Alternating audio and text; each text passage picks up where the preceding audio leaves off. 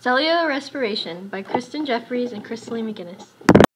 The first step in cellular respiration is glycolysis. This process creates energy from 1 glucose and 2 pyruvate in the cytoplasm. All reactions that take place in glycolysis are catalyzed by a specific enzyme. Each glucose molecule has a backbone of 6 carbon atoms, 6 oxygen, and 12 hydrogen ions.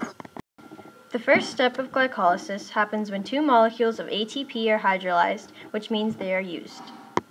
The first ATP attaches a phosphate group to one end of the glucose molecule.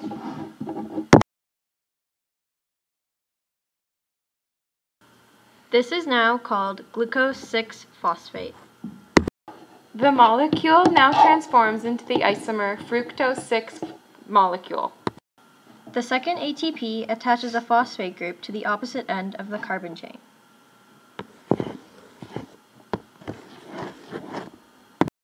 And it now forms fructose 1,6-bisphosphate. The carbon backbone splits apart into G3P and DHAP. DHAP now converts into G3P. Each G3P gives up 1 hydrogen and 2 electrons.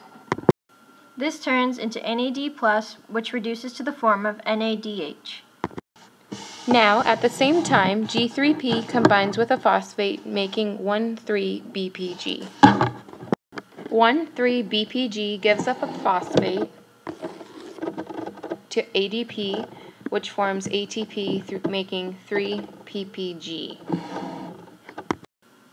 2 ATP molecules are now formed, one for each G3P. This is now called substrate level phosphorylation, which happens 1 or more times during glycolysis. This is a molecule of 3-phosphoglycerate, or 3-PPG. This rearranges to become 2-PPG. 2-PPG gives up 1 hydrogen and 1 hydroxide, which forms water. This creates PEP. PEP breaks down and releases 1 phosphate group to ADP, which turns it into ATP.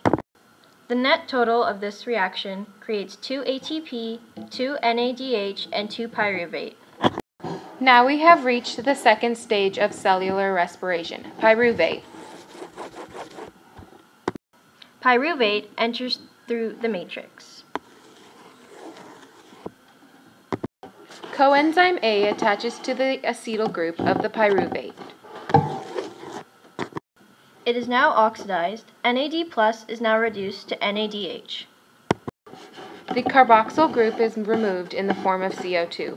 Now you're only left with acetyl-CoA. This is the third cycle of cellular respiration. It is called the Kreb Cycle. Now beginning with acetyl-CoA, it reacts with oxaloacetate to form citrate. The CoA is removed and citrate undergoes isomerization to form isocitrate.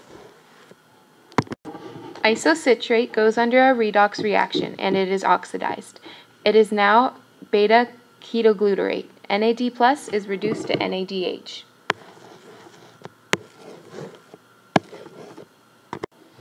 Beta-ketoglutarate forms succinyl-CoA by binding with CoA and is now oxidized by NAD+. NAD+ is reduced to NADH and the CO2 is removed. Succinyl-CoA loses CoA to become succinate. A phosphate from the matrix gets rid of the CoA, then GTP is phosphorylated to become GTP.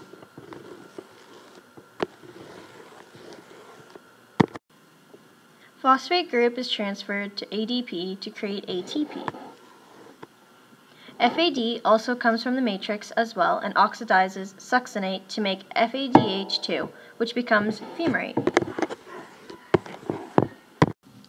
Water is added to fumarate to make malate.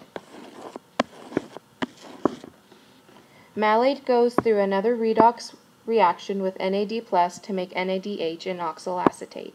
This cycle goes again to double the products. The final step of cellular respiration is the electron transport train, also known as ETC.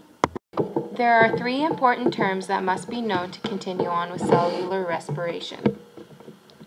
Chemiosmosis is the product of ATP in cellular respiration. Chemiosmosis is the movement of ions from an area of high concentration to low concentration through membrane protein. Mobile electron carriers carry electrons between proteins in the inner mitochondrial membrane. Electron carriers are substances such as UQ and Site C, which carry electrons to the oxidation of glucose. ETC takes place in the inner mitochondrial membrane. The purpose of ETC is to create ATP through oxidative phosphorylation. There are 7 major components of ETC. These steps include NADH dehydrogenase, succinate dehydrogenase, cytochrome BC1 complex, cytochrome oxidase, oxygen, and ubichrome, and cytochrome C. Electrons are passed from one complex to another along the membrane. NADH binds to NADH dehydrogenase.